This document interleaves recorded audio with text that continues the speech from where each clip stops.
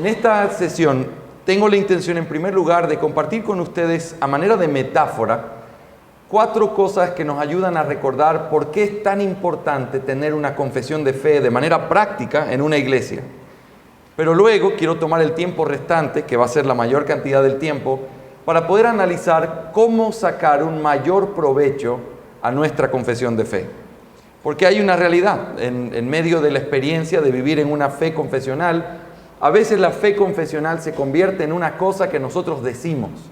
Yo tengo una confesión de fe y nosotros sostenemos una confesión de fe, pero se pierde el verdadero valor o la aplicación de esa confesión de fe cuando los que sostenemos esa confesionalidad no conocemos nuestra confesión de fe. Y yo quiero ayudar de una manera práctica y darte algunos consejos que pudieran servir para poder entender cómo sacar provecho del precioso tesoro que tenemos en nuestra mano, que es nuestra confesión de fe. Amén. Así que quiero en primer lugar compartir con ustedes de una manera breve, porque vamos a enfocarnos mayormente en lo segundo que les comenté. Hablemos de la utilidad de las confesiones de fe. Y yo quisiera ilustrarlo o tratar de presentarlo en forma de una metáfora, hablando de la confesión de fe y su utilidad en una iglesia local a través de 4 metáforas. La primera, vamos a hablar de una muralla de protección. En segundo lugar, una base sólida. En tercer lugar, una vara de medir. Y en cuarto lugar, una senda segura. Así que, muy rápidamente, pero espero de una manera útil, pensemos en estas 4 metáforas y cuál es la importancia de tener una confesión de fe. En primer lugar, una muralla de protección en contra de la falsa doctrina. Desde tiempos muy antiguos, las murallas fueron usadas como una forma de protección en contra de ataques o de invasiones.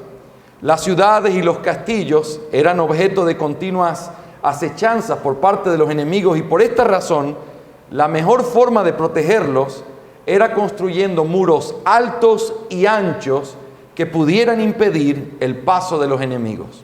Todavía hoy pueden ser vistos en algunos lugares murallas que tienen incluso hasta 1300 años de haber sido construidas y que siguen siendo el testimonio de ciudades que fueron importantes, quizás ya están en ruina, pero el hecho de ver sus murallas, ustedes ven, aquí había una ciudad importante que estaba protegida en ese tiempo.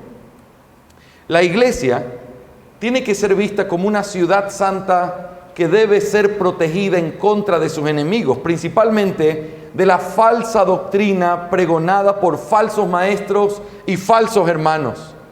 Y lo que hace una confesión de fe por nosotros, y específicamente nuestra confesión de fe por nosotros, es que hace la función de una muralla de protección que se levanta con firmeza contra los embates enemigos. La muralla se cierra ante visitantes indeseados y resiste sus ataques.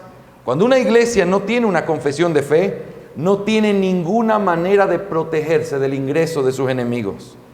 El Nuevo Testamento nos advierte constantemente de la amenaza que la iglesia de Cristo enfrenta con respecto a los falsos maestros. ¿Cuántas veces tú recuerdas que se habla de falsos maestros atacando la iglesia? ¿Y cuántas veces se nos advierte de eso en el Nuevo Testamento? Viene a mi mente, por ejemplo, Hechos 20, donde Pablo le advierte a los ancianos de Éfeso en Mileto y les dice: vendrán lobos feroces entre vosotros que no perdonarán al rebaño.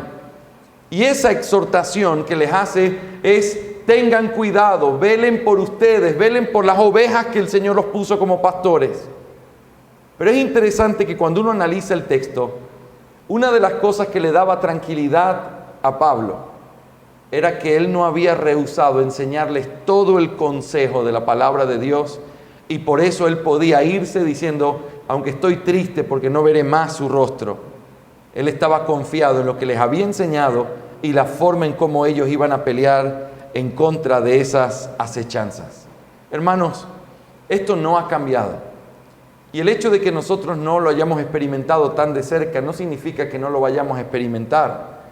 Y la verdad es que cada vez que uno escucha historias, aún de iglesias buenas, sólidas, que fueron empezadas de una manera muy sana, De pronto se escucha la historia de un hombre que entró y que tenía una muy buena actitud con la gente y que saludaba a todos y era muy cariñoso, y comenzaron a darle espacio en el púlpito porque era un hombre con muchas formas para predicar. Se paró en el púlpito y comenzó a tirar veneno absoluto que destruyó una iglesia sana. Esas historias no son ajenas. Esas historias no son escasas o raras, peor en lugares como nuestra Latinoamérica, donde tenemos tanta falsa doctrina alrededor. Esa es la urgencia de tener una confesión de fe.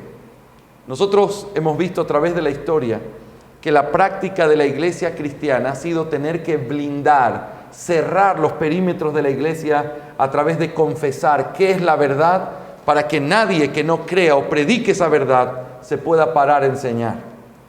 Todos los credos históricos de la iglesia tienen como contexto, siempre que ustedes estudian la historia, ¿por qué se hizo el credo de los apóstoles?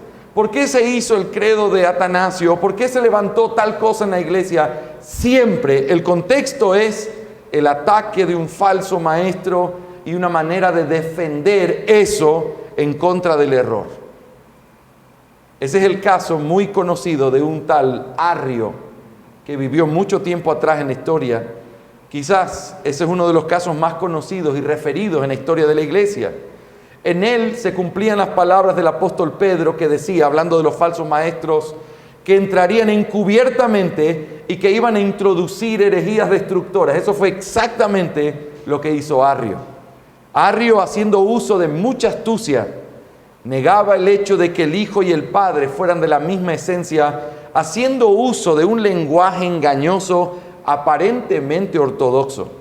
Su engaño era tal que causó una división entre las iglesias y muchos abrazaron su enseñanza. Todo esto ante la mirada perpleja de hombres de Dios que no eran capaces de distinguir entre lo ortodoxo y lo herético de sus enseñanzas. Su herejía no podía ser condenada y expuesta sino hasta que la iglesia afirmó con claridad la deidad de Cristo y el hecho de que Cristo y el Padre comparten la misma esencia. Cuando se levantó la muralla diciendo, esta es la verdad, Arrio fue expuesto y fue sacado de en medio de la iglesia, protegiendo así la iglesia. Cuando una iglesia no tiene una confesión de fe, está expuesta a todos los peligros de la falsa doctrina y de falsos hombres en medio de ella. El primer día de nuestras clases veíamos cómo en la historia iglesias que deliberadamente determinaron decir, nosotros nuestro único credo es la Biblia, no necesitamos cosas de hombres. Finalmente, cuando tú estás jugando y no pintas las líneas, es bien fácil comenzar a moverlas y en un momento ni siquiera te das cuenta cuándo se movieron tanto porque no fuiste cauteloso de poner murallas firmes en vez de líneas imaginarias. Muchas iglesias tienen líneas imaginarias en su doctrina. Claro, pastor, aquí somos ortodoxos, aquí guardamos la verdad, aquí predicamos del Cristo glorioso, pero como no estás confesado de una manera formal, pública, clara, escrita, son como líneas imaginarias que comienzan a ser movidas fácilmente. Y así como esa historia o esa anécdota del hombre que quería mover el piano de un lugar a otro y lo que hacía era que cada domingo lo movía un poquito de un lado, nadie se daba cuenta. El siguiente domingo lo movía un poquito más y después de un año el piano estaba al otro lado y nadie se dio cuenta. Eso es lo que pasa con las líneas imaginarias. Cuando está escrito, tú tienes una protección. Esto es lo que nuestra iglesia cree y esto es lo que nosotros vamos a pregonar hasta el final. Que Dios le conceda a esta iglesia y a todas las que están aquí hoy representadas, que después de que nosotros ya no estemos, la misma verdad que hemos recibido siga siendo predicada por nuestros hijos.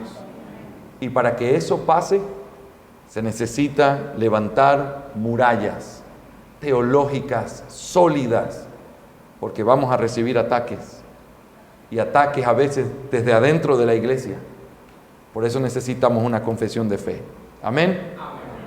La segunda metáfora tiene que ver con una base sólida para la verdadera unidad. Ya hablamos de esto brevemente en nuestra clase del día viernes, pero cuando hablo de una base sólida, estoy haciendo alusión a la figura de un edificio. La base o los cimientos es el fundamento sobre el que un edificio se establece. Si la base no está bien establecida, todo el edificio, sin importar cuán majestuoso o hermoso se vea exteriormente, corre el peligro de un colapso inminente. ¿Sobre qué está construida la iglesia? Es decir, ¿cuál es la base sobre la que se levanta una iglesia local? Muchos están muy dispuestos a contestar: en el amor, por supuesto. El amor es fundamental en la iglesia de Cristo. El amor es la suma de nuestros deberes hacia Dios y para con el prójimo. Sin embargo, el amor no es la base de una iglesia local, sino la doctrina, la fe que tenemos en común. El amor es una consecuencia inevitable de una doctrina bien establecida. Es que cuando gente que no se conoce, que de pronto se une por causa de la verdad, lo que fluye naturalmente de esa unidad es amor entre nosotros. No es al revés. Nos amamos, entonces formemos una iglesia. Espérate un momento. Esta es la verdad. Empecemos una iglesia y vamos a aprender a amarnos. Cuando uno entiende que ese es el orden correcto, entonces puede establecer la base de una iglesia correctamente sobre una base sólida que es la verdad. Y ya hemos hablado de esto con respecto al hecho de qué pasa si alguien viene a nuestra iglesia por una razón que no es la doctrina, por la razón que sea. Si es el edificio, he tenido la oportunidad de estar muchas veces en Estados Unidos y a veces con personas diciendo cosas un poco extrañas. Yo me mudé a esta iglesia porque aquí el parqueadero es perfecto, aquí no hay problema. Aquí la clase de los niños está perfecta. Uno deja a su hijo y salgo a las 3 de la tarde y me devuelven a mi hijo. ¡Qué bendición! Por lo menos 5 horas, pastor, estar en paz. Espero que ninguno piense de esa manera horrenda aquí. Pero más allá de lo gracioso que pudiera ser, lastimosamente mucha gente busca una iglesia por cosas como esas. Donde estoy bien, donde el culto es corto, donde el culto es temprano, donde el culto es más tarde, donde se cantan ciertas canciones, donde hay una cantidad de población más joven. Todo eso es la búsqueda que tienen mucha gente para una iglesia. Y cuando tú permites que esa sea la base para la iglesia, vas a tener que seguir dando eso y tratar de mantener eso que los llama, porque el día que ya no lo tengas, ya no vas a tener una iglesia. Gloria al Señor que la bendita base sobre la que se debe levantar una iglesia es la doctrina. No importa si nos tenemos que reunir en un edificio lindo como este o debajo de un árbol en pleno calor. No importa. No importa si es con las casi 400 personas que estuvieron esta mañana o 10 en algún pueblo de este país. No importa. La base es la misma. Y podemos vivir en ese gozo de saber, esto es la importancia de tener una confesión de fe. Hermanos, la verdad es la estructura sobre la que debe levantarse, es el fundamento sobre el que debe levantarse una iglesia. Amén. En tercer lugar, les dije que era rápido, así que estoy tratando de ir rápido, mirando solo las metáforas. En tercer lugar, no es solamente una muralla, recuerden, la muralla en contra de los ataques de los enemigos. No es solamente la base como aquello que es el fundamento sobre el cual se levanta una iglesia, que es la verdad, sino también una confesión de fe puede ser comparado con una vara de medir para los maestros de la palabra y los candidatos al ministerio. ¿Qué es lo que hace que las iglesias escojan pastores para sí? Saben, nosotros podemos ver tristemente lo que se hace afuera. Hombres carismáticos, me refiero a carismáticos con un carácter que es, la gente quiere estar con ellos, es atrapante, tiene una personalidad que todos quieren estar cerca de ellos. Poco importa la doctrina. Y por eso nosotros vemos como iglesias, que quizás es el mismo caso que hay aquí, en Ecuador hay iglesias que empezaron siendo iglesias no calvinistas, pero iglesias conservadoras, sanas, y de pronto hoy traen profetas cada semana, y cada día salen con alguna moda nueva, y tú dices, ¿qué pasó con esta iglesia? Y cuando tú preguntas en diferentes denominaciones, casi siempre la doctrina que la iglesia tiene depende de quién es el pastor. Si ese pastor es conservador, la doctrina es conservadora. Si el pastor es carismático, la doctrina es carismática. Si el pastor está atrapado con todo este comezón de oír, todas estas doctrinas de hombres, eso es exactamente lo que la iglesia va a tener. Y entonces no hay ninguna certeza de cómo va a mantenerse una iglesia fiel a través de los años, porque depende de los hombres. Y nosotros entonces tenemos que sentarnos con terror diciendo, ojalá Dios mande buenos hombres porque estamos en sus manos. Hermanos, no es así. No es así. La iglesia descansa sobre la verdad. Y por eso es necesario tener una confesión de fe, porque los hombres que han de ser llamados al ministerio tienen que ser medidos.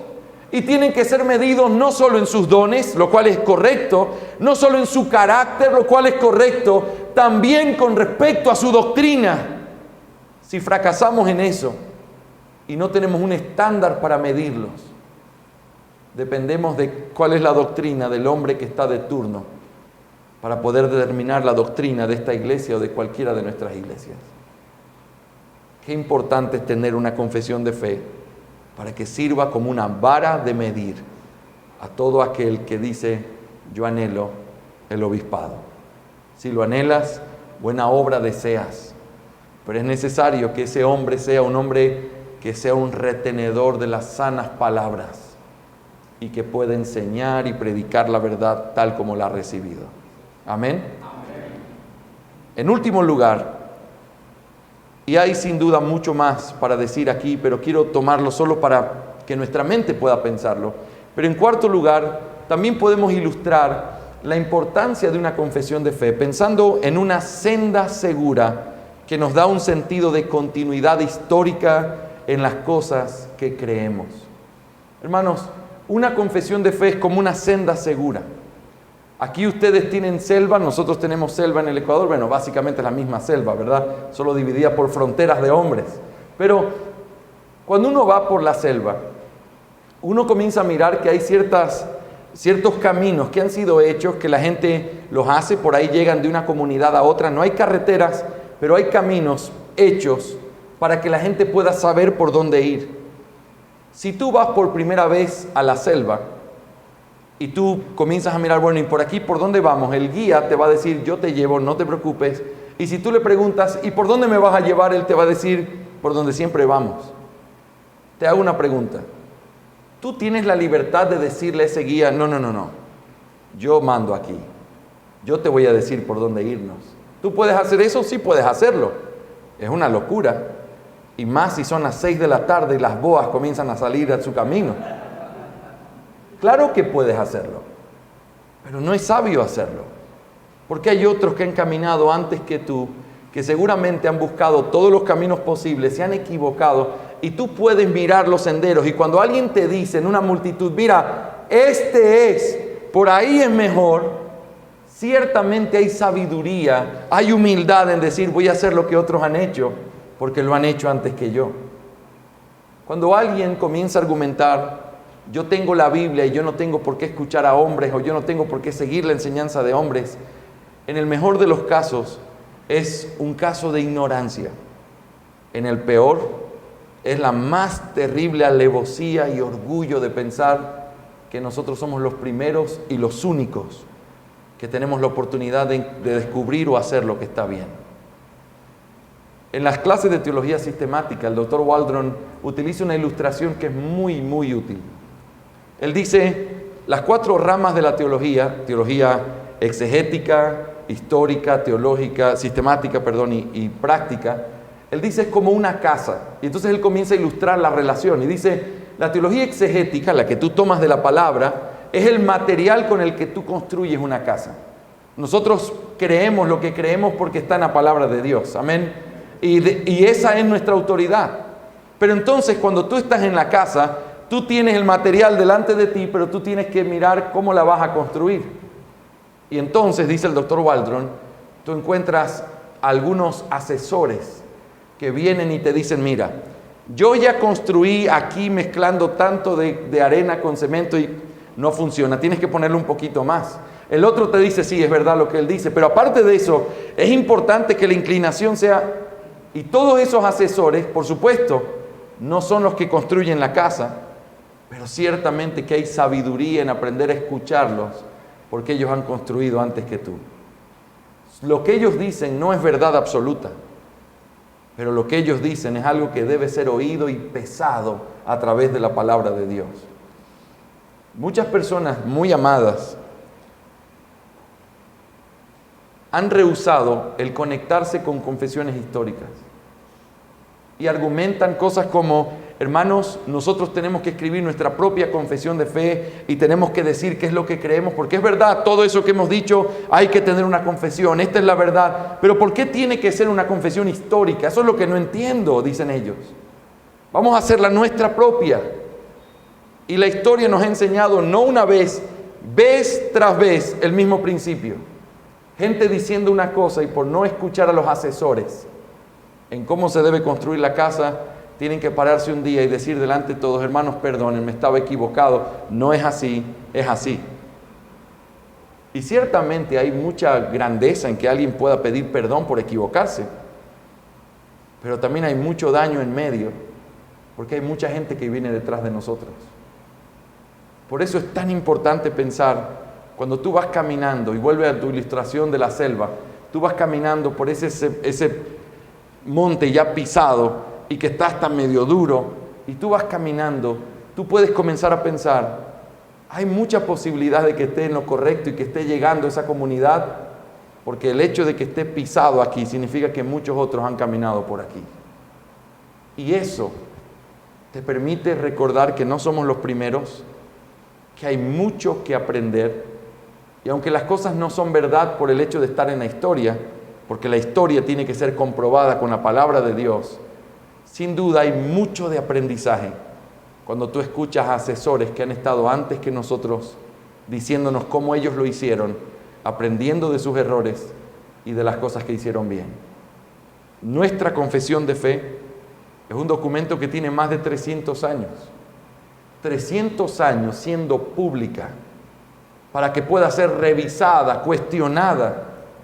Y después de 300 años y más de 300 años, seguimos afirmando que es el resumen más fiel de las verdades que encontramos en la palabra de Dios. Y nos sentimos felices cada vez que leemos el capítulo 1, 2 o 3 de nuestra confesión, pensar en algún pueblito en Estados Unidos, en América, en Europa, en Inglaterra, en donde sea, hubo un grupo de creyentes que estaba confesando lo mismo que nosotros, porque al igual que nosotros, ellos creían que eso era el mejor resumen de lo que la palabra de Dios enseña. No estamos solos, hay una gran nube de testigos y de otros que caminaron antes que nosotros, y eso es parte de nuestra certeza con respecto a esta confesión de fe. ¿Amén? Amén. Muy bien, así que eso es lo que tiene que ver con las metáforas. Recuerda, he tratado de argumentar, no solamente es algo útil, es algo necesario. Pero ahora quiero que tomemos el tiempo que nos resta para hablar de una breve guía de algunos principios y conceptos que podemos estudiar para entender mejor la Confesión Bautista de Fe de 1689, que es nuestra confesión de fe. Así que si tú la tienes a la mano, te ruego que la tengas por ahí. Si no, hay algunos buenos lugares donde las puedes conseguir. Hable con el hermano Andrés Valencia. Así que, pero también le he pedido al pastor que podamos proyectar algunos de los capítulos y párrafos que vamos a leer para poder interactuar un poco con ella.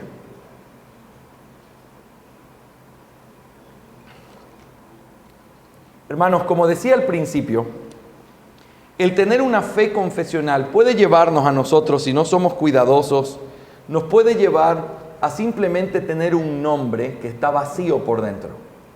Y ciertamente no es lo que queremos. La confesión de fe no es solamente el tener que defender que es útil tener una. Yo quiero decirles en esta tarde, utilicémosla para nuestro bien. Es una herramienta de mucho bien, de mucha bendición, para nuestro propio crecimiento.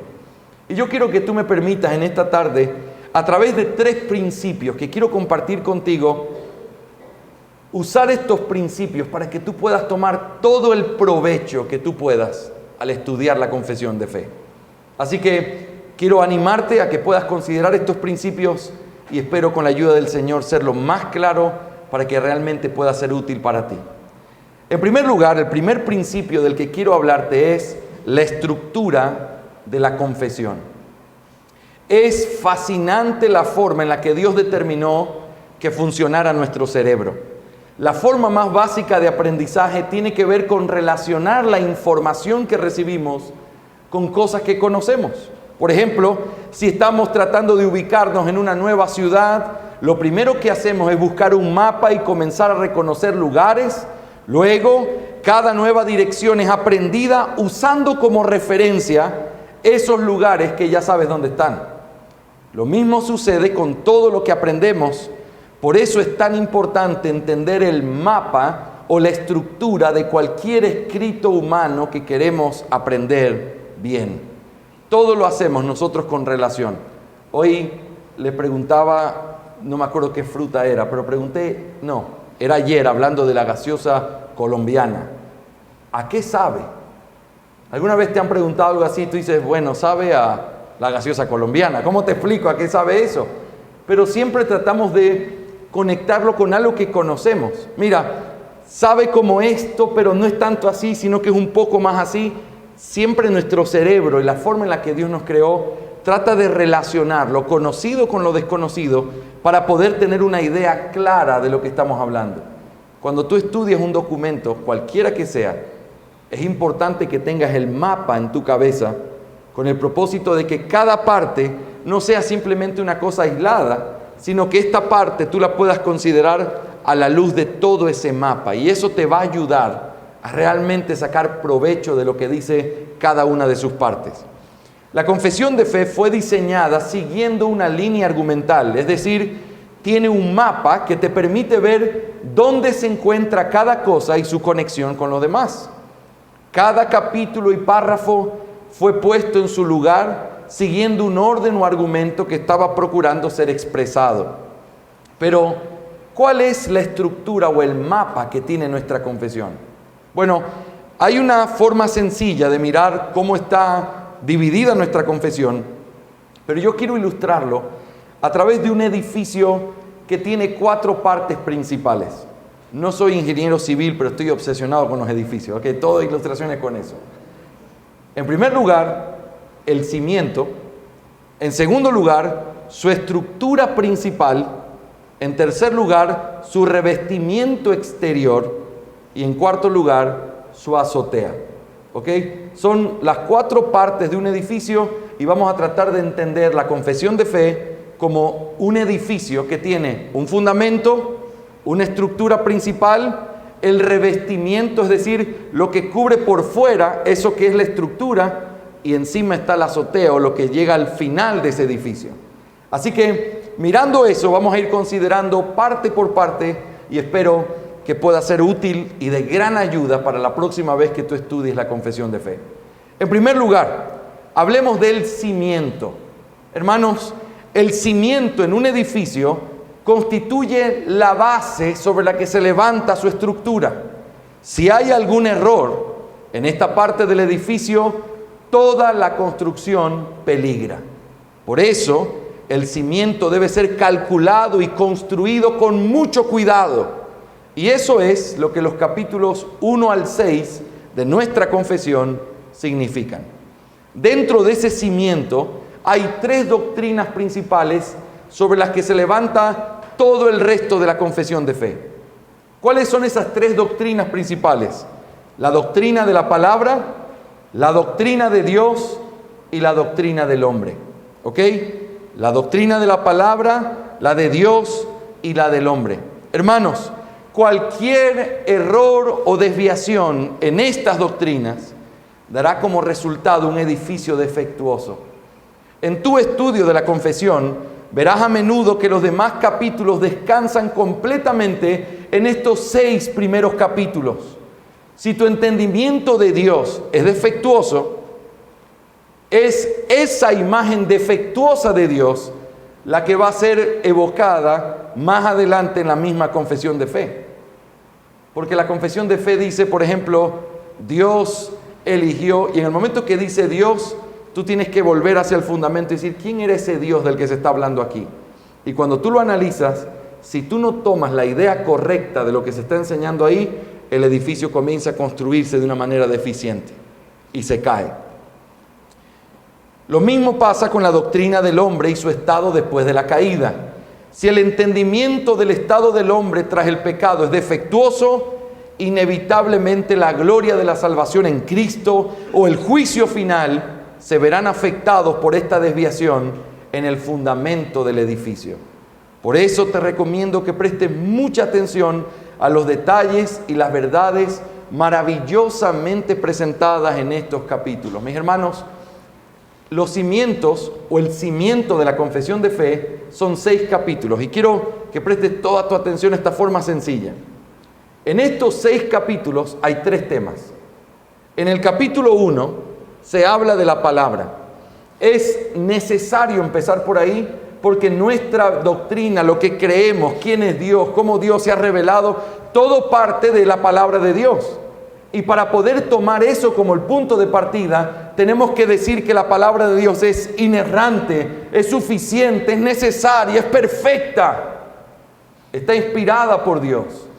Entonces, ese es el capítulo 1. Luego, en los capítulos 2 hasta el capítulo 5, tú tienes la doctrina de Dios.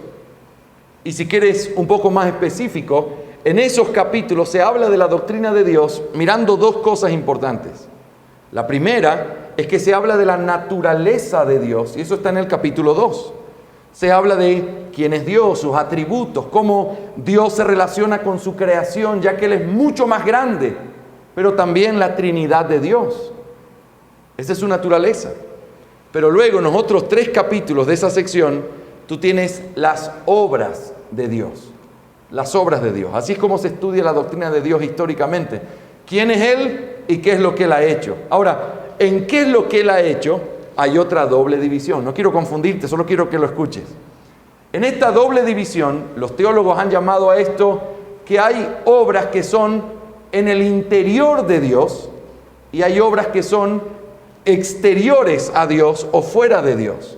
Cuando se habla de las obras interiores en Dios, está por supuesto lo que se llama el decreto de Dios.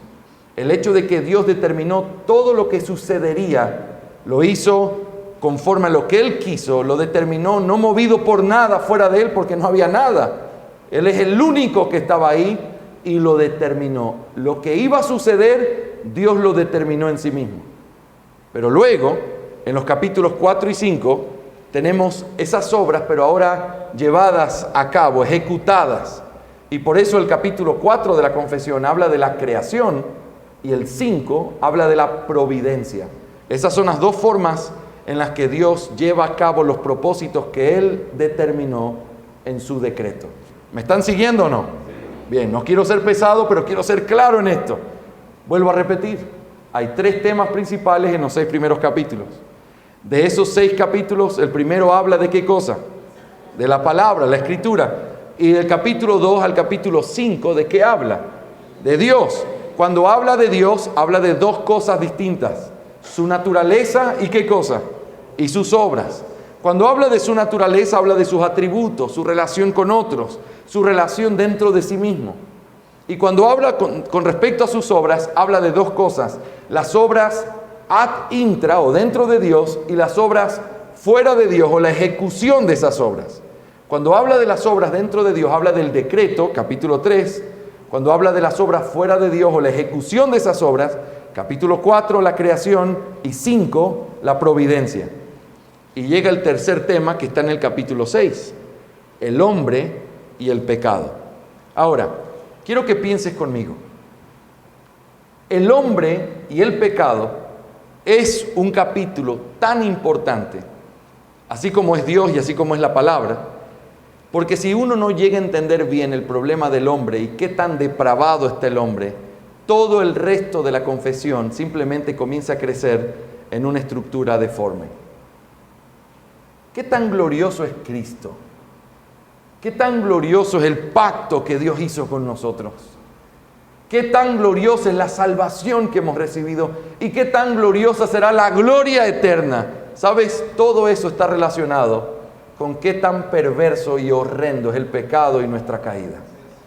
Si uno no lo entiende bien, puedes llegar a pensar que está, gracias Cristo por lo que hiciste, fue muy bonito de tu parte, y no llegar a ver la gloria de la obra de Cristo. Por eso es importante que este fundamento, que este cimiento esté bien asentado, bien puesto, porque todo lo que vamos a levantar en nuestro edificio a partir de ahí tiene que ser construido sobre eso. ¿Me estoy haciendo entender hasta aquí? Muy bien. Ahora estamos ilustrando la confesión de fe con un edificio. Hemos dicho que el edificio, la primera parte de ese edificio es su cimiento. Pero ahora viene la estructura principal. Y quiero que te imagines esos edificios que construyen aquí en Cali, que tienen, todo está conectado a ese cimiento y se levantan esa obra gris. Tienes un montón de hierro levantado y diferentes cosas. Eso es lo que encontramos en los capítulos 7 al 20 de nuestra confesión. Y si tú te das cuenta, esa es la parte más larga, más grande, y también se ha dicho, es la parte medular, es lo que conecta todo. El cimiento es importante, por supuesto, pero lo que conecta el cimiento con la azotea y la estructura externa es esa estructura interna. Por lo tanto, los capítulos 7 al 20 de la confesión son el asunto medular de la confesión. Y ese tema trata con la doctrina del pacto de Dios. Hermanos, la doctrina del pacto no es solamente algo que uno tiene que entender. Todo lo entiendes a través de tu comprensión del pacto. Es así de importante. Es una manera de entender cómo Dios se relaciona con nosotros y qué es lo que Dios hizo. Ahora, cuando hablamos del pacto, la forma en la que uno tiene que entender cómo se relaciona, cómo funciona, es que uno tiene que tratar de entender cómo fue conectada cada parte de la confesión. ¿Cómo se conecta el capítulo 7 con el 8 con el 9 con el 10? ¿Cuál es la forma que tiene? Déjenme hacer aquí una excepción importante. Cuando uno estudia la doctrina de la salvación, a veces uno lo estudia en algo que se llama el ordo salutis, lo cual es el orden de la salvación. Y es una forma en la que los teólogos han tratado de explicar cómo la salvación funciona y la ven en un orden, no de tiempo, pero sí de causa y efecto. Si nosotros somos convertidos, la Biblia dice que para poder creer, primero tenemos que nacer de nuevo. Entonces tú pones una línea de tiempo, es causa y efecto realmente, pero en esa línea dices, bueno, primero tiene que venir la regeneración o el llamamiento, hay diferentes formas de hacerlo. Luego de que hemos sido llamados y regenerados, creemos, esa es la conversión. Después de que uno cree, entonces viene la justificación, somos justificados por la fe. Luego de ser justificados dice que somos adoptados.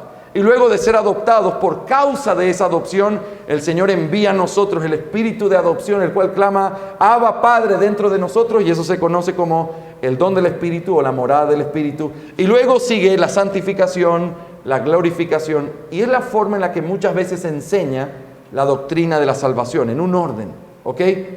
Ese no es el orden que tú vas a encontrar en la confesión de fe. La confesión de fe no está organizada de esa manera, aunque si tú buscas justificación, adopción, regeneración, todos esos temas los vas a encontrar porque están en nuestra doctrina. Pero la pregunta más importante cuando estás estudiando la estructura de algo es, ¿cómo está lógicamente conectado este documento? Y la forma en la que está conectado es que nosotros podríamos hacer 4 divisiones dentro de la doctrina del pacto, o de todos los capítulos que hablan del pacto. ¿Ok? La primera división tiene que ver con el fundamento o los aspectos clave del pacto. El capítulo 7, 8 y 9 son ese fundamento o esa parte práctica e importante del pacto. Déjame decirlo brevemente. En el capítulo 7, tú encuentras una descripción del pacto. Encontramos palabras importantísimas como el hecho de que Dios quiso hacer con nosotros esto por causa de Él, por causa de su amor, y lo hace en un acto de condescendencia. Y que la forma en la que Dios lo hizo fue enviando eso y presentándolo por primera vez a través de la promesa a la mujer de que vendría la simiente, y luego a través de pasos consecutivos hasta finalmente presentarlo en su máxima expresión en Cristo Jesús en el nuevo pacto. Todo eso se habla en el primer capítulo y nos da una mirada panorámica de lo que es el pacto de Dios. En el capítulo 8 se nos habla del mediador. ¿Por qué necesitamos un mediador? Piensa en esta lógica. Dice el capítulo 7 que la distancia entre Dios y los hombres es tan grande es tan grande que no hay manera de que el hombre pueda hacer nada para ganarse el favor de Dios, y que lo que Dios quiso hacer al relacionarse con los hombres es por medio de pactos en un acto de condescendencia. La forma de ese acto de condescendencia por excelencia es que Él envió un mediador entre la criatura caída, perdida, incapacitada de acercarse a Él, y un Dios santísimo que no puede mirar de cerca el pecado. Dios envió al mediador por causa de la condición en la que nosotros estamos. Piensa en esto. Si no entendimos bien el capítulo 6 de qué tan mal está el hombre, el 7 no tiene mucho sentido y el 8 no es tan glorioso. Pero si el 6 lo entiendes bien, estamos perdidos. El 7 es un respiro. A pesar de nosotros, Dios ha hecho un plan. Y el 8 es glorioso. Ese plan viene por medio de ese mediador, Jesucristo, el único que podía ocupar ese lugar. Amén. En el capítulo 9 vemos el escenario en el que se lleva a cabo este pacto. Y eso tiene que ver con cómo el hombre está, y no quiero irme por las ramas porque podríamos hablar toda la tarde y noche. Pero la idea es, todo eso nos ayuda a poner bien la base. En los capítulos 10 al 13, nosotros encontramos dentro de la estructura del pacto lo siguiente, y escúchalo con mucho cuidado. Te dije que no es un orden del ordo salutis, sino que el orden en el que aparece es que después de poner el fundamento del pacto, lo que ahora la confesión hace es que te dice qué fue lo que Dios hizo para que su pueblo pueda estar en un pacto con Él. Todo lo que encontramos en los capítulos 10 al 13 es lo que Dios hizo para que el hombre pueda tener una relación con Él. Y entonces dice que Dios nos llamó. Dice que Dios nos justificó, capítulo 11. Capítulo 12, Dios nos adoptó. Y capítulo 13, Dios nos santificó. Todo esto es lo que Dios hizo para que su pueblo, caído en pecado, necesitado de un mediador, pudiera estar en pacto con Él. Los siguientes capítulos, 14 al 18, ya no miran hacia Dios, sino que ahora la pregunta es, ¿y qué es lo que su pueblo debe hacer como resultado de estar en un pacto con Dios? Y entonces la confesión responde, el pueblo debe, capítulo 14, tener fe, arrepentirse, capítulo 15, hacer buenas obras, capítulo 16, perseverar hasta el fin, capítulo 17, capítulo 18, tener seguridad en la gracia de la salvación. Y finalmente termina esta parte del pacto hablando en los capítulos 19 y 20 sobre los medios en los que nosotros recibimos este pacto, que es la ley y el evangelio. ¿Ok? Esa es la estructura en los capítulos 7 al 20. Vamos a repetir rápidamente la primera parte del edificio. ¿Cuál es, mis hermanos? Los cimientos. ¿Cuáles son los capítulos que están en los cimientos de la confesión? Los capítulos 1 al 6, que hablan de la escritura, Dios y el hombre. Luego que se pone el cimiento, se levanta la estructura principal. ¿De qué capítulo a qué capítulo va eso? 7 al 20. Y se trata especialmente la doctrina del pacto. Se puede dividir esta estructura principal en 4 partes. Una explicación de cosas clave, el mediador, qué significa un pacto, etc. Luego, lo que Dios hizo para que su pueblo pueda estar en el pacto con Él. Luego, lo que el pueblo tiene que hacer porque por el hecho de que está en ese pacto. Y en cuarto lugar, cómo se recibe el pacto a través de la ley y el evangelio, que la ley nos lleva a ver nuestro pecado y el evangelio es la mano que se extiende a través del arrepentimiento y la fe. ¿Estamos claros hasta aquí? Luego viene la tercera parte, y eso es el revestimiento exterior. Y esa es la parte visible de un edificio. Esto no forma parte del cimiento sobre el que se levanta la estructura, sino que es algo que se deriva de esa estructura. El revestimiento está unido a la estructura, y aunque es la cara visible del edificio, es solamente una consecuencia de todo lo demás. Es decir, depende del cimiento y de la estructura. Esto es lo que constituye en los capítulos 21 al 30 de la confesión de fe. Son la consecuencia o la implicación de su estructura doctrinal y es la cara visible de la fe. Por causa del pacto con Dios, los creyentes pueden disfrutar de la libertad que ahora tienen en Cristo y someter sus conciencias y prácticas solamente a Él. Y de eso es lo que hablan esta parte de la confesión. Piensen en nuestro edificio: cimiento, estructura, revestimiento exterior, ¿sí? Las ventanas, las decoraciones externas. Eso está conectado a la estructura y eso está sostenido sobre el cimiento. Pero esto es una consecuencia de esto y de esto. Por lo tanto, esa parte, ese revestimiento, habla de la libertad de conciencia, por ejemplo. Si nosotros hemos sido librados por Cristo Jesús, nosotros ya no estamos sujetos a los hombres, sino que nuestra conciencia está sujeta completamente solo a la palabra de Dios y a lo que los hombres con la palabra de Dios nos puedan decir. Pero también eso nos lleva a principios de vida que son el resultado de ahora estar en un pacto con Dios. Ahora podemos adorar a Dios y ahí están incluidos los temas relacionados con la adoración, con la comunión, nuestra relación con el gobierno civil, capítulo 24, el matrimonio, capítulo 25, la vida de la iglesia, los capítulos 26 al 30, todo eso es consecuencia de la estructura y del cimiento. Pero eso es lo que la confesión de fe se encarga de enseñarnos.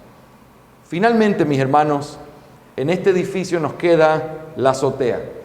La azotea constituye la parte superior de un edificio. Mirándolo desde abajo, es la parte final y la conclusión de un edificio. ¿Dónde termina un edificio? Tú miras hacia arriba y es donde llega su último piso. Ahí termina. Y esos son los capítulos 31 y 32 de la confesión. Son la conclusión del precioso edificio doctrinal que comenzó en el capítulo 1 al 6. Lo que empezó aquí, se estructuró aquí y se revistió aquí, se termina aquí. Así es como está estructurada la confesión. Es imposible entender correctamente la resurrección de los muertos, el juicio final y el estado eterno sin considerar el inicio y la forma en la que Dios obró para poder llevar la historia de la redención desde la caída del hombre hasta la gloria final en Cristo Jesús. Todo está conectado. Es un edificio. Y entender ese edificio te va a ayudar, por lo menos, a saber cuando tú tomas un capítulo de la confesión de qué estoy hablando. Y espero que la próxima vez que leas cualquier capítulo preguntes: ¿es esto el cimiento, el revestimiento exterior o la azotea? Ah, es la azotea, ya sé dónde estamos. Cuando tú te ubicas en el mapa, por lo menos hay una conexión lógica que a medida que sigamos estudiando, vas a seguir aprendiendo mejor. Pero identificar dónde está cada capítulo te va a ayudar a sacar gran provecho. Déjame darte de manera práctica 2 ejemplos importantes que pudiéramos mirar. Y tenemos aquí los párrafos de la confesión que pudieran servir.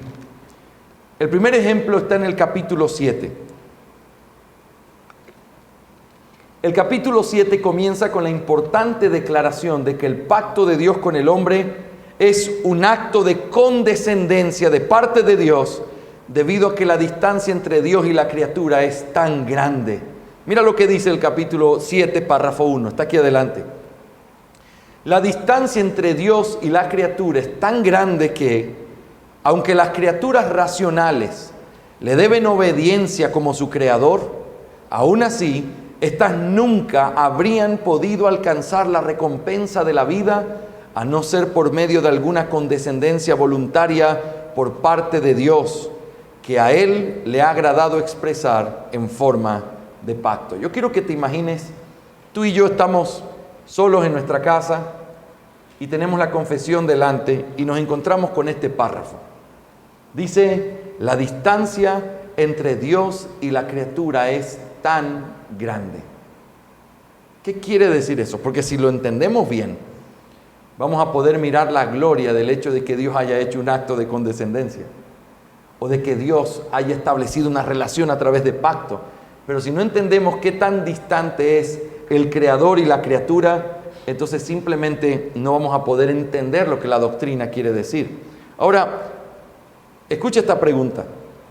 ¿Hay alguna forma de comprender mejor la distancia que hay entre Dios y la criatura dentro de la misma confesión? Estamos en el capítulo 7. ¿Hay algún otro lugar de la confesión que nos pueda ayudar a entender esa distancia? La respuesta es sí, sí lo hay. Cuando la confesión habla de Dios, inevitablemente tenemos que considerar que el Dios del que está hablando es el Dios del que ya habló en los capítulos 2 al 5. Ya lo vimos, ¿verdad? 2 al 5. Y de manera específica, el capítulo 2 habla de la naturaleza de Dios y declara su infinita superioridad en relación con los hombres. Los párrafos 1 y 2 de este capítulo tienen la intención de mostrar esta superioridad. Consideremos el párrafo 1. Mira, ese es el párrafo 1 del capítulo 2. El Señor nuestro Dios es el único Dios vivo y verdadero, cuya subsistencia está en Él mismo y es de Él mismo, infinito en ser y perfección, cuya esencia no puede ser comprendida por nadie, sino solo por Él mismo. Es espíritu purísimo, invisible, sin cuerpo, partes ni pasiones. Es el único que tiene inmortalidad y habita en luz inaccesible, que es inmutable, inmenso, eterno, inescrutable, todopoderoso, infinito en todos los sentidos, santísimo, sapientísimo, libérrimo, absolutísimo, que obra todas las cosas conforme al consejo de su inmutable y justísima voluntad para su propia gloria. Es amantísimo, clementísimo, misericordiosísimo, longanísimo, abundantísimo en bondad y verdad, que perdona la iniquidad, la transgresión y el pecado, remunerador de los que le buscan con diligencia, pero también justísimo y terribilísimo en sus juicios, que odia todo pecado y que de ninguna manera dará por inocente al culpable. Quiero hacer un comentario antes de seguir mi explicación. Estas palabras suenan raro en español, ¿sí o no? Terribilísimo. Tuvimos que buscar en el diccionario para saber que era una palabra correcta. Pero eso es exactamente el énfasis que la confesión quiere hacer. Hay personas que son abundantes en ciertas cosas, pero Dios es abundantísimo. Es mucho más que cualquier otro. No hay nadie como Él, es incomparable. Y cualquier cosa que los hombres puedan ser es solo una pequeña muestrita de lo que Él es de manera incomparable. Acuérdate lo que estamos mirando. ¿Hay manera de saber qué tan grande es esta distancia entre Dios y los hombres? Sí, sí hay. Y el capítulo 2 se encarga de mostrarnos esa preciosa distancia. Déjame mostrarte un poco más con respecto a esto. En este párrafo se confiesa la naturaleza de Dios desde la vía de la negación y de la eminencia, siguiendo la forma clásica en que la iglesia cristiana lo ha hecho. Estas dos formas tienen en común que son un contraste entre Dios y el hombre. Dios, por ejemplo, no es como el hombre y es infinitamente superior al hombre. Cuando la confesión afirma que Dios es incomprensible, invisible, impasible, inmutable, inmortal, inmenso, inescrutable, etc., está diciendo que Dios no es como el hombre, porque el hombre puede ser visto, el hombre tiene pasiones, el hombre cambia, el hombre muere, el hombre tiene límites, y Dios no tiene nada de esto. Por eso la forma de compararlo es con el hombre, diciendo el hombre es así, pero Dios no es así. Eso pone de manifiesto la gran distancia que hay entre Dios y los hombres. Tú puedes ser visto, pero Dios es invisible. Tú cambias, Él es inmutable. Él no es como nosotros. Cuando la confesión declara, por el otro lado, que Dios es santísimo, sapientísimo, libérrimo, absolutísimo, justísimo, etc., todo eso está diciendo que Dios es infinitamente superior y más bendito que el hombre, el cual puede ser santo, pero no es santísimo como Dios. Que puede tener sabiduría, pero no es sapientísimo como Dios. Que puede tener libertad o cierta libertad, pero no es libérrimo como Dios. Una vez más, esto pone de manifiesto la gran distancia que hay entre Dios y los hombres. Por lo tanto, cuando uno lee el capítulo 7 de la confesión y se encuentra con la expresión la distancia entre Dios y la criatura es tan grande, es imposible entenderla correctamente sin que tengas que voltear las hojas y volver al capítulo 2 y considerar el cimiento sobre el que se está levantando la estructura del edificio. Y puedes encontrar esta misma relación por doquier en la confesión de fe. Si entiendes el fundamento, siempre puedes volver ahí. Y eso te va a ayudar a entender lo que la confesión quiere decir. ¿Me hago entender, mis hermanos? Rápidamente, déjenme darles un segundo ejemplo y lo otro lo vamos a mirar un poco más rápido. Otro ejemplo muy útil es la conexión de dependencia que hay en los capítulos 10 al 13 sobre el capítulo 3. Muy bien, escuchen lo que acabo de decir. Hay una relación de dependencia entre los capítulos 10 al 13. Pregunta rápida a esta clase selecta. Capítulos 10 al 13, ¿en qué parte de la estructura del edificio estamos? La estructura, muy bien, la estructura. Si ustedes me hacen así, así, o así, o así, yo ya sé de qué me están hablando. Ok, estamos hablando de la estructura. Ok, la estructura habla del pacto. El pacto tiene 4 partes, ¿sí o no? Y el capítulo 10 al 13 habla de la segunda parte en donde dijimos que es lo que Dios hizo para que nosotros podamos estar en un pacto con Él. Estamos ubicados. Lo que estoy argumentando aquí es que se puede mirar este mismo ejemplo de cómo funciona la estructura en nuestra mente cuando tú comparas o conectas lo que Dios hizo para que nosotros estemos en pacto con Él directamente sobre el capítulo 3, que es parte de qué parte del edificio, de la base, del cimiento. Y el capítulo 3 habla del decreto de Dios. Yo quiero que ustedes lo vean con sus propios ojos porque realmente es maravilloso mirarlo.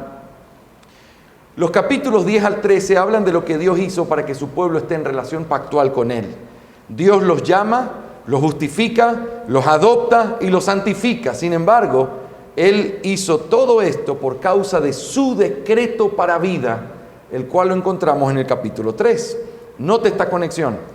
En el capítulo 3, párrafo 1, se declara la maravillosa doctrina del decreto de Dios. Dice, Dios desde toda la eternidad, por el sapientísimo y santísimo consejo de su voluntad, ha decretado en sí mismo, libre e inalterablemente, todas las cosas, todo lo que llega a suceder. Está hablando de el decreto de Dios con respecto a todo lo que sucederá. Pero luego en el párrafo 3 se especifica que este decreto también incluye la salvación de un pueblo escogido por Él. Y dice el texto de la confesión, por el decreto de Dios, para la manifestación de su gloria, algunos hombres y ángeles son predestinados o preordinados para vida eterna por medio de Jesucristo, para alabanza de la gloria de su gracia.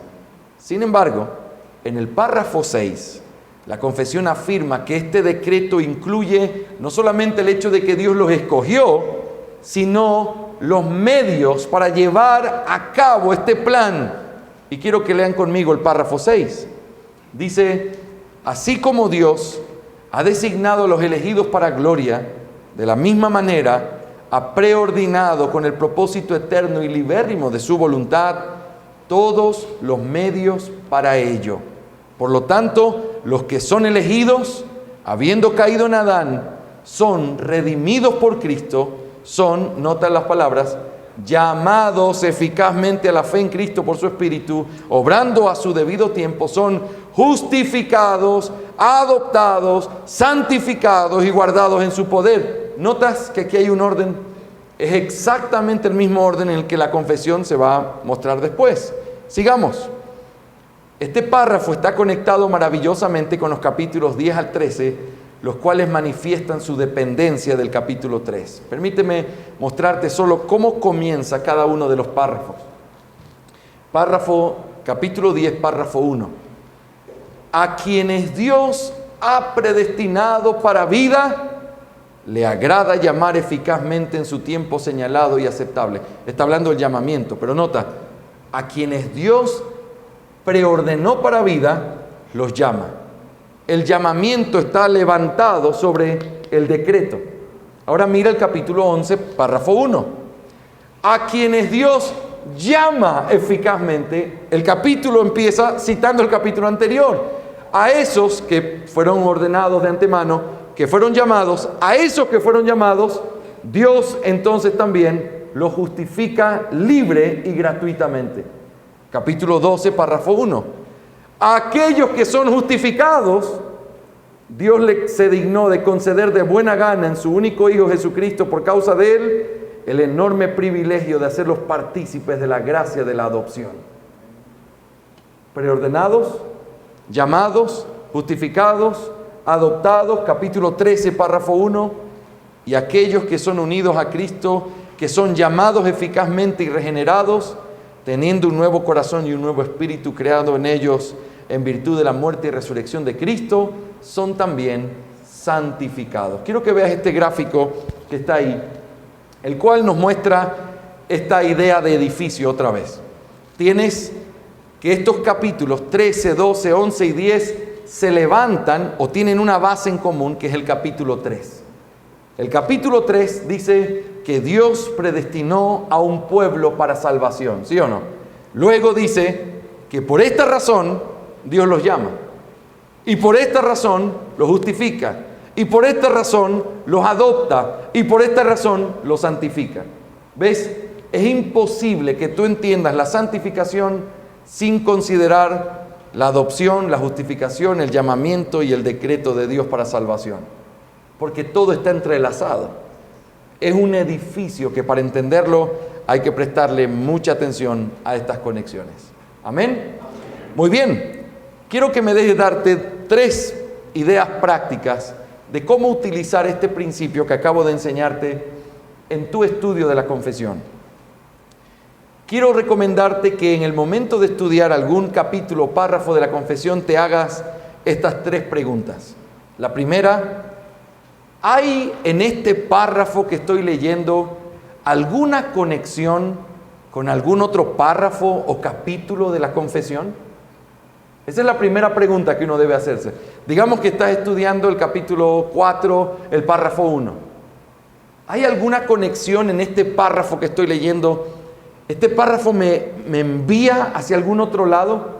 ¿Hay alguna cosa que yo pudiera mirar en otro capítulo que me ayude a entender lo que este párrafo está diciendo? Esa es la primera pregunta que uno debe hacerse. Es parte de un análisis.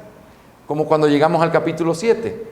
La distancia entre Dios y la criatura es tan grande que... Espera. ¿Hay algún lugar donde yo pueda ver que hay una distancia tan grande entre Dios y la criatura? ¡Claro! Capítulo 2. Eso mismo aplicado a cualquier capítulo y párrafo de la confesión. ¿Me hago entender? Una segunda pregunta que puedes hacerte es: ¿cómo se relaciona este párrafo en particular que estoy estudiando con el capítulo en el que está y la sección en la que este capítulo se encuentra? Estoy en el párrafo 4 del capítulo 8. Este párrafo 4, que estoy en medio del capítulo del mediador, ¿cómo se relaciona con el resto del capítulo? Pero luego, ¿y cómo este capítulo se relaciona con toda la estructura? Porque eso es lo que me permite entender qué es lo que está detrás de lo que se está diciendo ahí. No es tan difícil como suena cuando tú comienzas y nuestro cerebro comienza a conectar ideas, comienza a fluir naturalmente.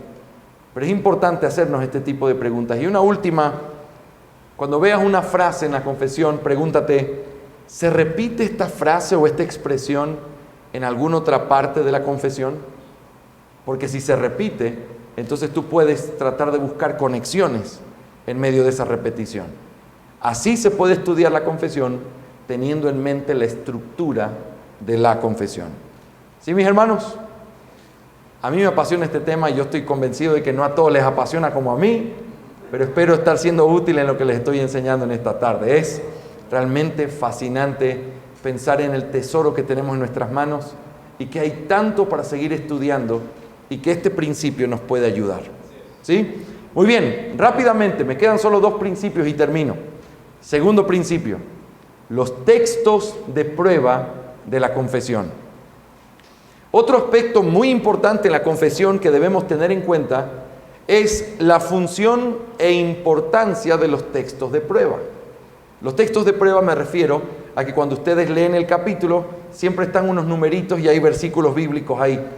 De eso vamos a hablar ahora. ¿Cómo estudiar por tu propia cuenta cuando se trata de esos textos de prueba?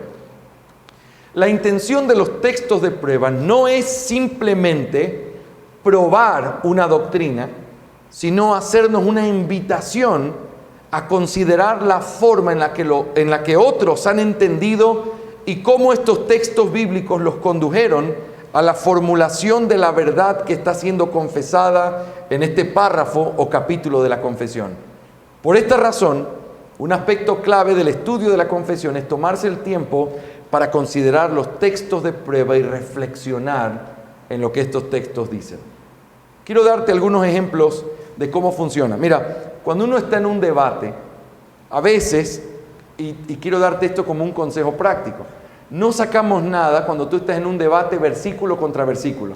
Si estás hace un buen tiempo en la fe calvinista, es muy común que algún amigo arminiano comience a decir, no, porque Cristo murió por todos los hombres. Tú dices, no, porque mira este texto. Y él dice, pero mira este otro. Y comienza a hacer una batalla entre textos. Y tú dices, espérate, es que no es así como funciona. Ese tipo de batalla, texto contra texto, es lo que ha hecho que muchas personas lleguen a la conclusión equivocada de, no, si tú eres arminiano o calvinista, no importa, la Biblia da espacio para los dos. No es así, porque son sistemas contradictorios el uno con el otro. El punto no es citar un texto para decir, como la típica discusión, Cristo por su pueblo, Cristo eligió a su pueblo. No, Juan 3:16 dice que de tal manera amó Dios. Y comienza una discusión en un texto sin entender lo que se está tratando de decir. La confesión de fe no funciona así. No te dice el decreto de Dios y te pone 3 versículos para decir, ¿ves? Aquí está la palabra decreto. ¿Lo ves? No me lo estoy inventando. No es lo que hace la confesión. A veces la confesión incluso nos llama la atención porque pone un solo versículo en algunos aspectos que uno debería decir, deberíamos tener más versículos ahí. ¿Solo uno? Lo que pasa es que los textos de prueba son realmente una invitación para que el que está leyendo sepa que desde ese versículo, a través de lo que otros han entendido, a través de la conexión de ese versículo con otros pasajes de la Biblia, esa doctrina es sólida y clara en la palabra de Dios. Y quiero darte ejemplos de eso que pueden servirnos para poder mirar con un poco más de profundidad los textos de prueba. Mira, por ejemplo, en el capítulo 22, cuando se habla del día del Señor, hay algunos detalles importantes. Mira, 22, párrafo 7. Así como la ley de la naturaleza es que en general una porción del tiempo sea apartada por designio de Dios para la adoración a Dios, también por su palabra, como un mandato positivo, moral y perpetuo que obliga a todos los hombres en todas las edades, Dios ha señalado particularmente un día de cada 7 como día de reposo para que sea guardado santo para Él, el cual, desde el principio del mundo hasta la resurrección de Cristo, fue el último día de la semana. Y desde la resurrección de Cristo fue cambiado al primer día de la semana, que es llamado el día del Señor. Y debe continuar siendo guardado hasta el fin del mundo como el día de reposo cristiano, habiendo abolido la observancia del último día de la semana. Seguramente has tenido debates con personas que dicen, pero muéstrame dónde dice que el domingo es el día del Señor. O muéstrame por qué no guardamos el sábado. ¿Por qué nosotros no vamos a la iglesia el sábado? Si claramente la Biblia dice que es el 7º día. Es un debate que no es versículo con versículo. Es un debate donde hay que entender todo el pensamiento teológico que está detrás. Y entonces lo que hace la confesión en este párrafo en particular es que cita Éxodo 28, Primera de Corintios 16, 1 y 2, Hechos 27 y Apocalipsis 1, 10. Hermanos, ninguno de estos pasajes que se citan aquí dice literalmente lo que se está afirmando en este párrafo, pero son los textos que se han utilizado clásicamente para probar la vigencia del día del reposo para el creyente en el nuevo pacto. ¿Sabes qué es lo que hace la confesión aquí? Comienza a decirte, número 1, en Éxodo 28 se nos enseña que la ley moral de Dios contiene el hecho de guardar un día. Del medio de los 7 hay uno que Dios dice, 6 días tienes para hacer tu obra y en este día será un día de reposo. Es una ley moral porque es eterna, pero en Éxodo 20 aparece como el séptimo día, como el sábado, como el día de reposo judío. Luego, en 1 Corintios 16, sin decirte mucho, lo que hace la confesión es citarte el día que el apóstol Pablo escribe a la iglesia de Corintios y le dice, estando todos reunidos en la adoración para el partimiento del pan, entonces que se recoja ofrenda. Espera, ¿cómo se recoja ofrenda y estando todos reunidos para el partimiento del pan? Aquí hay algo que no estoy entendiendo. La iglesia sí se reunía, pero no lo hacía en sábado. Entonces, este texto te obliga necesariamente a tener que considerar qué es lo que implica que la iglesia del Nuevo Testamento está reunida este día y no el sábado, y que están partiendo el pan, que es un recordatorio de la resurrección de Cristo, y que recogen la ofrenda, que es parte de los elementos de la adoración. ¿Qué pasa aquí? Pero como si esto fuera poco, te da Hechos 20, que es una muestra de que iban a adorar a Dios el primer día de la semana, y utiliza Apocalipsis 1:10, que es el único texto que dice, y estando yo en el Espíritu en el día del Señor. Ese texto tiene muchísimo contenido de análisis que muchos han hecho en la historia, y son los textos que se utilizan para probar que el día del Señor es hoy, el primer día de la semana, y que la iglesia se reunía hoy, como hoy, porque eso es lo que ellos entendían que era el mandato del Señor Jesucristo. Pero nota, si tú vas a los textos y simplemente los lees, dices, pastor, es que yo no entiendo lo que dice aquí. En una me habla de los 10 mandamientos, en otra me habla de la ofrenda, y en el otro me manda Apocalipsis. ¿Qué tiene que ver? Busca la conexión, busca comentarios bíblicos, y busca cómo estos textos tienen un contexto tan profundo que te va a ayudar a entender mejor esas doctrinas. Déjame darte otro ejemplo que pudiera servirnos también. Otro ejemplo muy significativo es el uso de 1 Corintios 10:16 en el capítulo 30 de la confesión. Mira lo que dice el párrafo 1 del capítulo 30. La cena del Señor fue instituida por Él la misma noche en que fue entregado, para que sea observada en sus iglesias hasta el fin del mundo, para que se haga memoria perpetua y se proclame el sacrificio de sí mismo en su muerte, para confirmación de la fe de los creyentes en todos los beneficios de ésta, para su alimentación espiritual y crecimiento en Él, para un mayor compromiso de ellos en y con todos los deberes que deben a Él, y para que sea un vínculo y una prenda de la comunión de ellos con Él y entre ellos mutuamente. 1 Corintios 10, 16 y 17 es usado específicamente en la confesión para probar la frase y para que sea un vínculo y una prenda de la comunión de ellos con Él y entre ellos mutuamente. Escuchen esto con mucha atención, mis hermanos.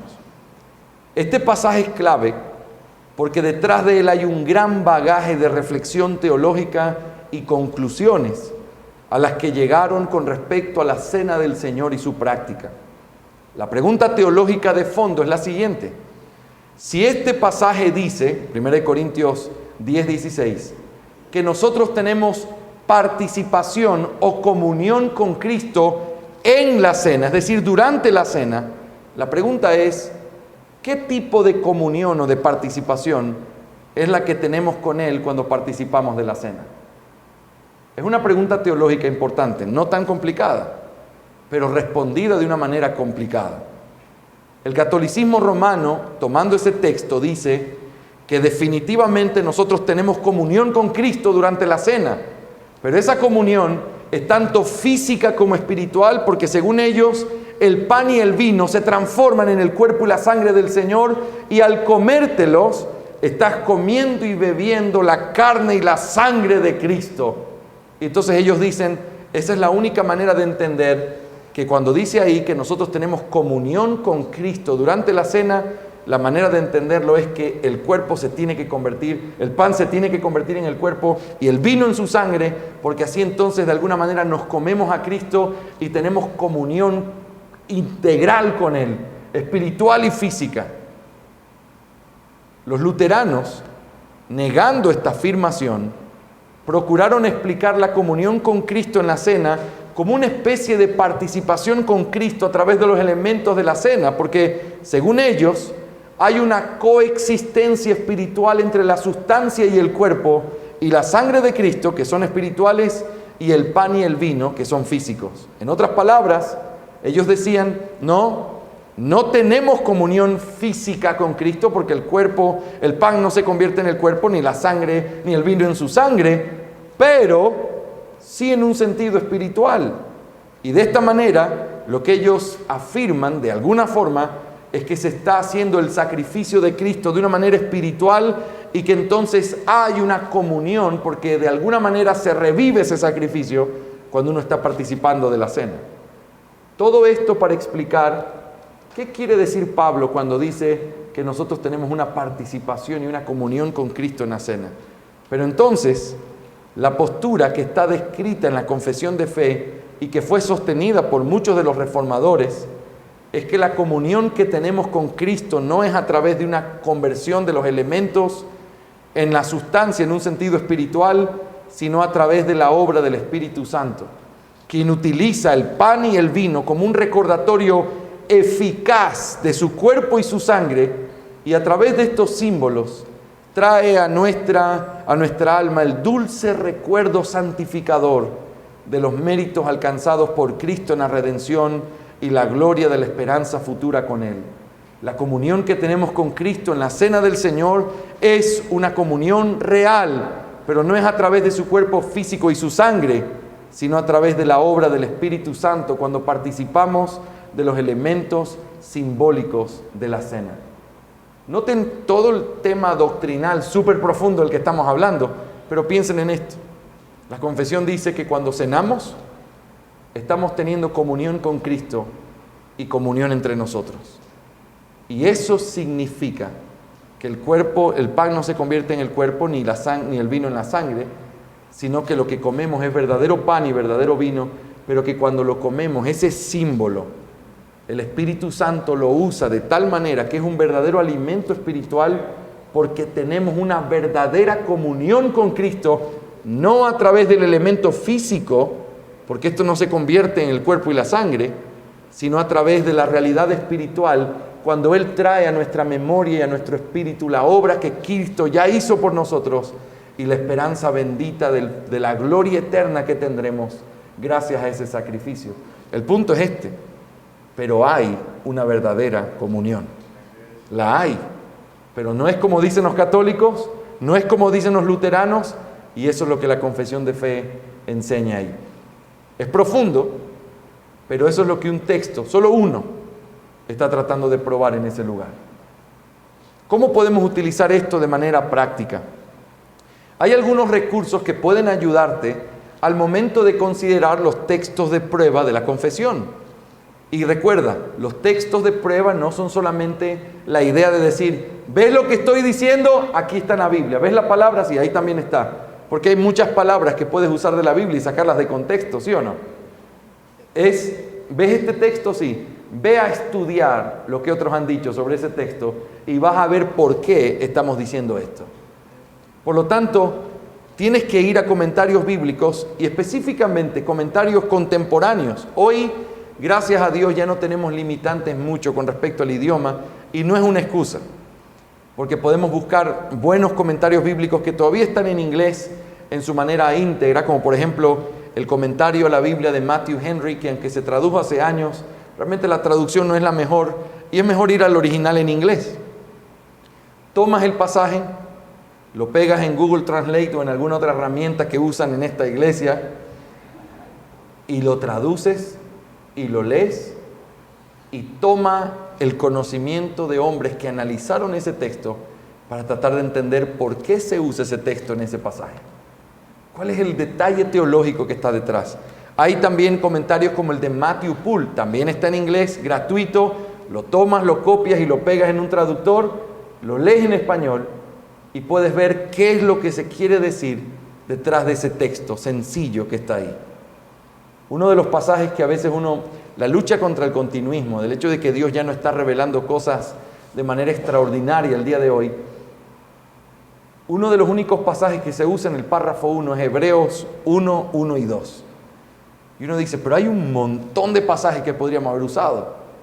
Pero es como que ellos básicamente te dicen, ¿ves ese pasaje? Sí. Ve a leer a John Owen sobre lo que él dice sobre ese pasaje.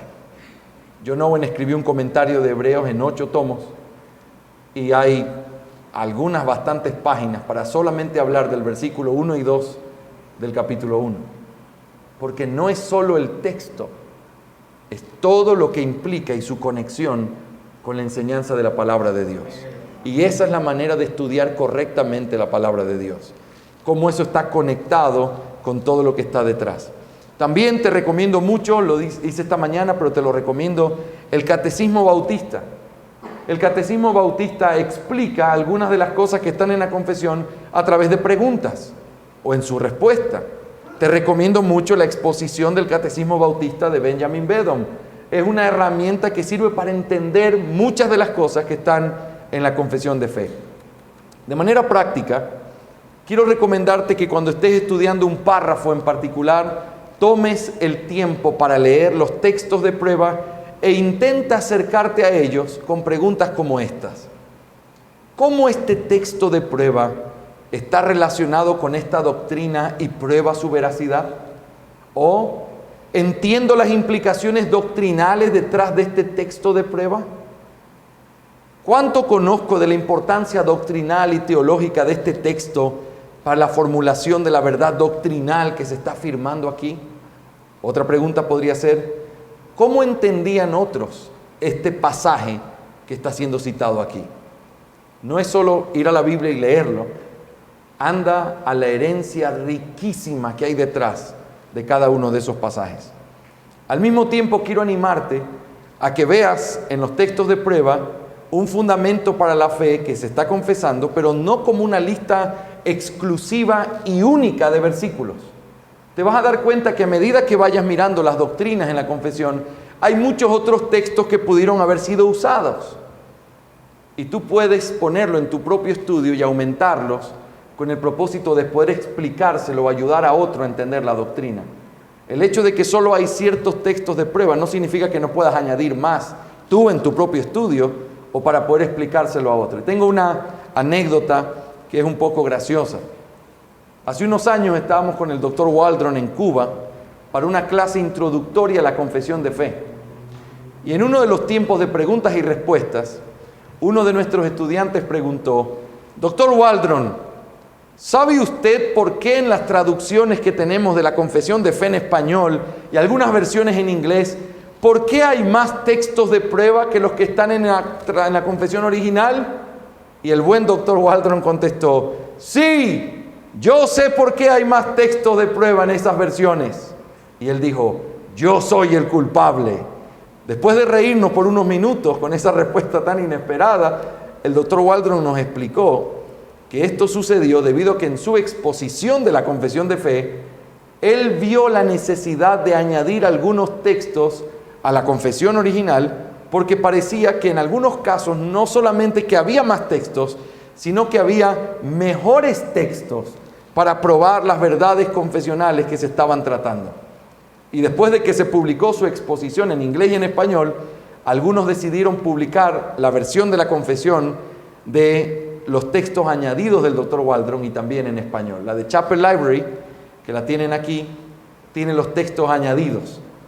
Pero no es algo malo, es simplemente algo que te ayuda a decir, hay muchísimo que la Biblia tiene para decir sobre estos mismos temas y que nosotros tenemos la libertad de poder añadirlos y pensar en ello, porque lo que creemos es verdad.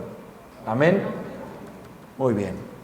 Gracias por su paciencia. Voy a mi último principio y con esto voy a terminar. Y espero que esto sea de ayuda. ¿Saben por qué? Porque en esta parte vamos a hablar de un tercer principio que tiene que ver con el corazón pastoral de la confesión. Es un tema que a veces no se considera, pero el hecho de que la confesión fue escrita por pastores editada por pastores, hecho ciertas ediciones y añadiduras por pastores, tiene que recordarnos que esta se escribió en el contexto de una iglesia local, así como esta, así como la mía, donde hay gente que sufre, que pierde bebés, que tiene momentos de desesperación en su alma, sintiendo que no hay perdón de pecados por lo que hemos hecho. Y la confesión no solamente es un banco de doctrina, es una preciosa invitación pastoral a que la doctrina pueda consolar nuestro corazón. Hay un dulce aroma detrás de los párrafos que consuela a los quebrantados, una voz amorosa que exhorta las conciencias y una proclamación directa que obliga a poner nuestros ojos en la gloria venidera. Y cuando tú recuerdas eso, comienzas a encontrar un buen equilibrio en lo que la confesión quiere decir. Déjame darte algunos ejemplos prácticos. Mira conmigo el párrafo 7 del capítulo 3. Estamos hablando de una doctrina profundísima, el decreto de Dios. Y mira cómo cierra con el párrafo 7. La doctrina de este profundo misterio de la predestinación debe ser tratada con especial prudencia y cuidado para que los hombres que estén prestando atención a la voluntad de Dios revelada a su palabra y estén rindiendo obediencia a esta puedan, por la certeza de su llamamiento eficaz, estar seguros de su elección eterna. Así, esta doctrina proporcionará motivo de alabanza, reverencia y admiración a Dios y de humildad, diligencia y abundante consuelo para todos los que sinceramente obedecen el Evangelio. Este párrafo es un excelente cierre pastoral a una doctrina gloriosa y llena de misterios.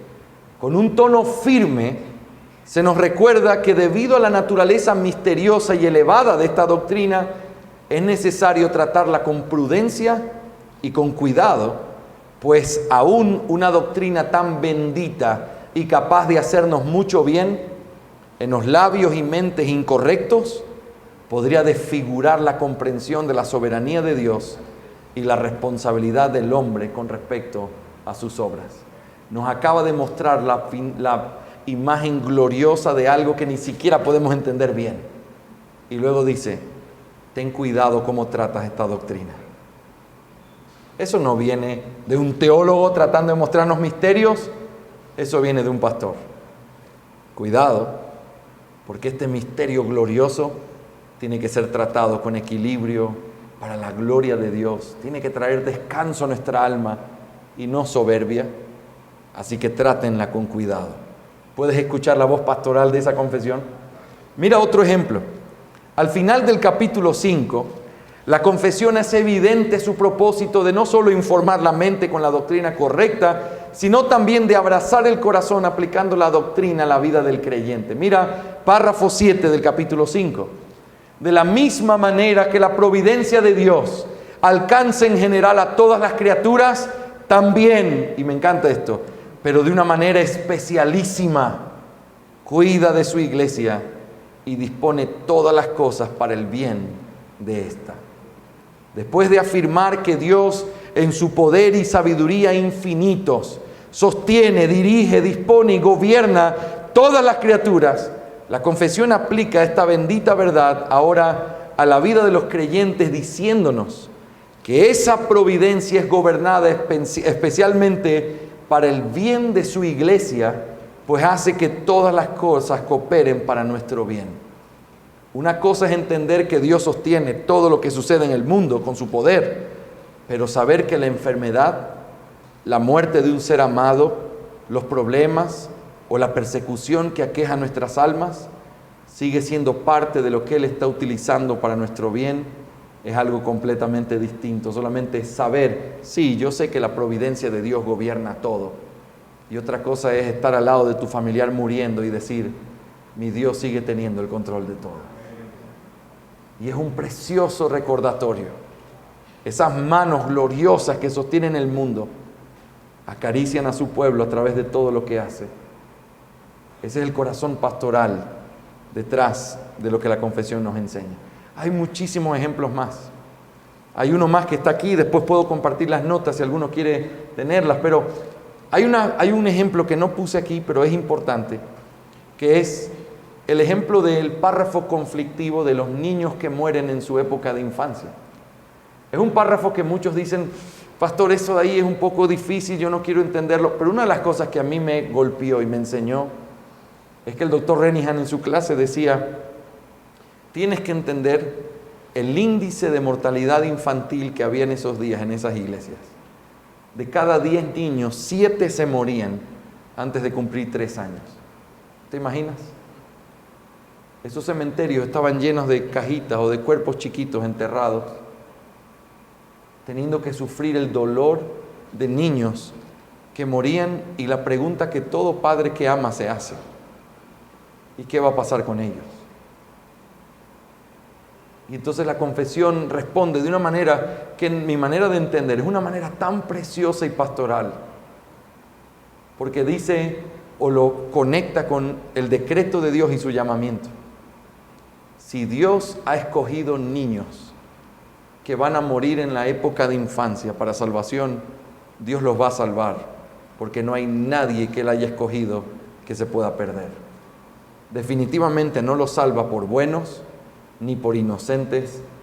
Debe aplicarse de alguna manera soberana los méritos de Cristo Jesús sobre esos niños. Sin embargo, no podemos tener la certeza de que nuestros hijos son niños escogidos, pero puedes vivir toda tu vida con esa esperanza, porque cuando lleguemos a ese día y nuestros ojos se abran en esa gloria, ya no va a importar. Pero aquí, donde sigue doliendo, donde seguimos luchando con los pensamientos, aquí sí importa. Y ese cuidado pastoral, diciendo, hermano, yo no te puedo asegurar, pero yo te puedo decir que si Dios lo escogió para salvación, los méritos de Cristo han sido aplicados en Él y puedes vivir con esa esperanza. Amén. Amén. Qué preciosa es nuestra confesión, pero sobre todo, qué precioso es el Dios que aprendemos en nuestra confesión. Déjame darte finalmente algunas cosas prácticas con respecto a este principio. Cuando estudies la confesión, hazlo considerando el aspecto pastoral que le impregna. Quiero sugerirte algunas preguntas de reflexión que pudieras hacerte mientras estudias un párrafo o un capítulo en particular. Cuando estés leyendo algo y encuentres este aroma pastoral, pregúntate, ¿hay algún consuelo detrás de estas palabras? O pregúntate, ¿hay alguna exhortación en particular en lo que están diciendo estas palabras? ¿Cuál podría haber sido el contexto eclesiástico o pastoral que guió a los editores de la confesión a escribir estas palabras? ¿Hay algo a lo que me está llevando a reflexionar aquí este párrafo? De esa manera lo puedes pensar de una forma pastoral, devocional, que te lleve a pensar en que la doctrina necesariamente tiene que afectar nuestra manera de vivir. Y de eso nuestra confesión está completamente llena. Hay un aroma pastoral que pastorea nuestros corazones, porque eso es lo que hace la verdad de Dios. La verdad de Dios afecta nuestras vidas. ¿Amén?